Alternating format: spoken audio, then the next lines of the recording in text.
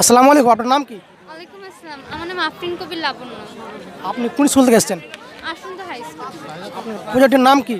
প্রজেক্টের নাম হলো আপনার এই দেখেন, বঙ্গবন্ধুর স্বপ্ন বাস্তবায়ন নির্মিত মডার্ন ভিলেজ। আচ্ছা, ঠিক আছে।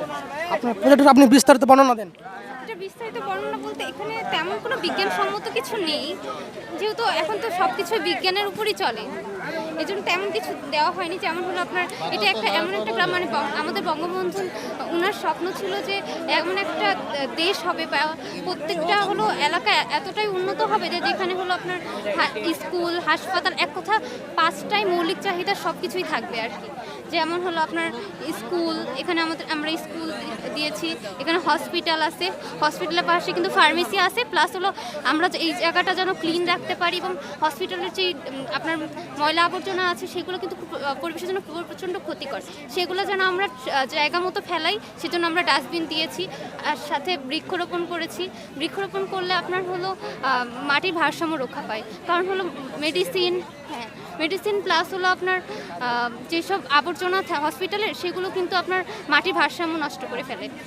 আর এরপরে হলো আপনার এখানে আমাদের আছে হলো স্কুল, এটা হলো আপনার হলো গভর্নমেন্ট স্কুল আর কি, যেখানে আপনার একদম বিনা খরচে হলো স্টুডেন্টদেরকে পড়াশোনা করানো হয়, প্লাস হলো এখানে আমাদের আরও সাশ্রয়ী পদ্ধতিতে করা হয়েছে, যেমন হলো সোলার প্যানেলের মাধ্যমে বিদ্যুৎ উৎপন্ন হচ্ছে। কারেন্ট চলে গেলে বলতে কারেন্টটা পুরোটাই সোলারের উপর দিয়ে চলছে। তারপর এখানে আমাদের বিজ্ঞান গবেষণা করার জন্য সায়েন্স ল্যাব রয়েছে, তারপর এখানেও আমরা বৃক্ষরোপণ কার্যক্রম রেখেছি, প্লাস তো পতাকা আছেই আমাদের দেশে। আর এই সাইডে হলো আপনার এখানে হলো এটা একটা মানে আপনার বলতে গেলে একটা হলো গ্রামের মনে করেন যে একটা পাড়া বলতে গেলে, যেমন এখানে মনে করেন অনেক ধরনের অনেকগুলো বিল্ডিং আছে, যেটা আধুনিক আর কি, মডার্ন। এখানে হলো আপনার বিল্ডিং আছে, তারপর হলো এই বিল্ডিংগুলো কিন্তু সব সোলার প্যানেলের মাধ্যমেই চলছে, হ্যাঁ।